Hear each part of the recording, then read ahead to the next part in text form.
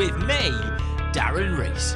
In this episode, we're going to be talking about a football stadium which is very special. A football stadium which has been voted as the #1 stadium so many times for so many reasons. Its atmosphere, its history, its design, and the very special moments it has created.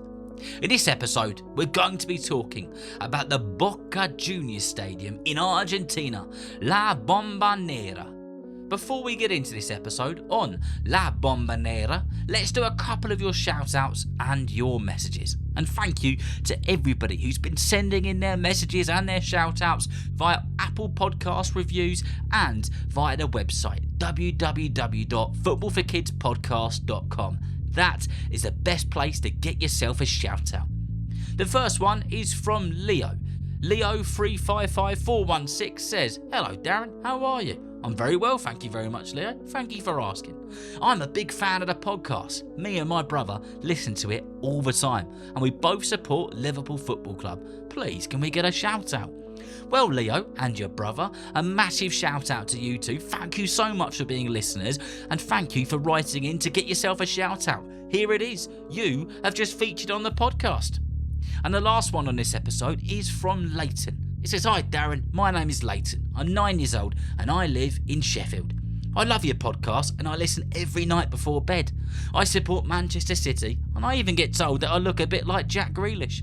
I love your episodes on Edison and Phil Foden. Please can you do one on Ruben Diaz if you get the time? Thank you so much. I'm always looking forward to hearing the next episodes."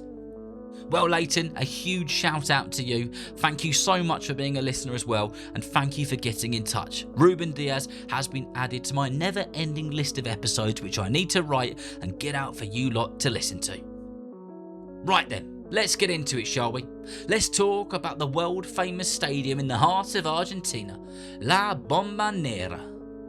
Boca Juniors are a top team in Argentina if you didn't already know, and they have had some players from world football play for them over the years like Carlos Tevez and Diego Maradona, a couple I'm sure you are familiar with. Boca Juniors, regardless of the players, are a club who are known across the world, and they are known for many reasons. One of the most famous things about the club is their truly incredible stadium, La Bombonera. Not because it's a state-of-the-art stadium like Tottenham, or because it holds an obscene amount of people, or anything like that. It's a place like no other. First of all, I need to set the scene. And unless you've been to this part of Argentina, and unless you've been to the stadium, you'll need to use your imagination here, as this part of Argentina is a very colourful place indeed. Boca Juniors' stadium is set right in the heart of a community in the La Boca neighbourhood, which is in Buenos Aires, the capital of Argentina. The houses are painted bright colours. Everywhere you look, it's a sea of reds, blues, yellows, greens, oranges, and many other vibrant colours. The neighbourhood, which the stadium is set in, is in a place where lots of people have hard jobs, and football is something they look forward to as an escape from work. So then, that's where the stadium is set, in a noisy, atmospheric and colourful neighbourhood where football isn't just a hobby or a passion, it's a way of life. Boca Juniors were formed all the way back in 1905, which is currently 119 years ago as I record this episode. 100 or so years ago, Boca Juniors Stadium was made out of wood, which would eventually become so dangerous that the club had to try and raise some money to build a new stadium that would be safe for the thousands of Boca fans who attended every game. Eventually, with some hard work and perseverance, they raised the money they needed to build a new stadium. But they had a bit of a challenge on their hands. They didn't want to move the stadium's location, as the owners and those involved knew how important the stadium was to the thousands and thousands of fans who flocked there every single week. They knew that it was such an important piece of the community, and they knew it could never be moved. However, the club was growing and they needed to build a bigger stadium which safely seated more people. After many meetings and many back and forths with hundreds of ideas chucked about the table, those in charge decided that the stadium would stay where it was, and they would come up with a plan to be able to get as many people into the stadium as they safely could. The old wooden stadium would be demolished, and the architects and builders got to work on the new stadium. And what they ended up building was a stadium in the shape of a capital D. It was a long straight line along one side and a curve that went from the top of the straight line to the bottom. But what they did with this is they created almost vertical seating. There are 3 tiers of stands on 3 sides of a stadium, and they all look like a big vertical wall.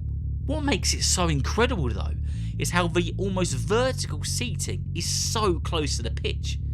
Even the people at the top of the almost vertical seating feel like they're looking over the pitch. And because of this, the players feel like the fans are on top of them, almost like they're going to tumble over. Apparently, it's a weird and wonderful and sometimes scary experience. The highest seats in the stadium are said to be up higher than the Statue of Liberty is in New York City.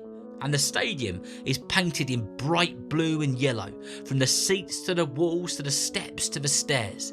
The famous colours of the club are everywhere. The changing rooms at the stadium are through a fairly narrow blue and yellow tunnel with a couple of twists and turns. So when the players make the walk from the changing rooms to the pitch, they are reminded of where they are every step of the way. Then there's 2 stairs of steep steps that only one player can really go up at one time. And then they walk out into one of the noisiest stadiums on the planet, if not the noisiest stadium on the planet. The fans in Argentina are known for being extremely loud, extremely passionate and incredibly enthusiastic. They're letting flares and fireworks off from before the game even starts until well after. They're jumping up and down non-stop for 90 minutes whether their team are winning 5-0 or losing 5-0. They are singing their hearts out every second of every game. And it's said that the vibrations which are caused from the fans is like a mini earthquake. The stadium shakes from the floor upwards, and it makes it one of the most exciting and formidable places to play football on earth. Inside the stadium and outside the stadium, it's also a place of art. There are huge paintings and sculptures everywhere you look of ex-players like Diego Maradona to lifelong fans and inspirational people who have made the club and the stadium what it is today. La Bombonera translates to the chocolate box in English. The reason it's called this because one of the architects who was responsible for the stadium said that it looked like a chocolate box, and, well, I guess it's just stuck. It's said that the stadium has a capacity of 37,538 seats, 2,780 box seats and 8,682 standing spots. And it's also said that when Diego Maradona was alive, he had his very own, very special box in the stadium. The stadium is one of the hardest in the world to get tickets due to its immense popularity, especially for the Boca Juniors' huge rivalry match with fellow Argentine side River Plate. And it's said that when that match is going on, the already earthquake rumbles which are so familiar with the ground go up tenfold. The stadium was voted the #1 stadium on earth for a reason, and it's one of those stadiums that all football fans need to visit at least once in their lifetimes. I hope that you've enjoyed listening to this episode on La Bombonera in all of its glory. A truly remarkable place, which is what football is all about. So remember, if you know somebody who loves football just as much as you do, then please tell them about Football for Kids. And whether you're playing football soon, watching it on the telly or pitchside, I hope that you enjoy the game. See you next time.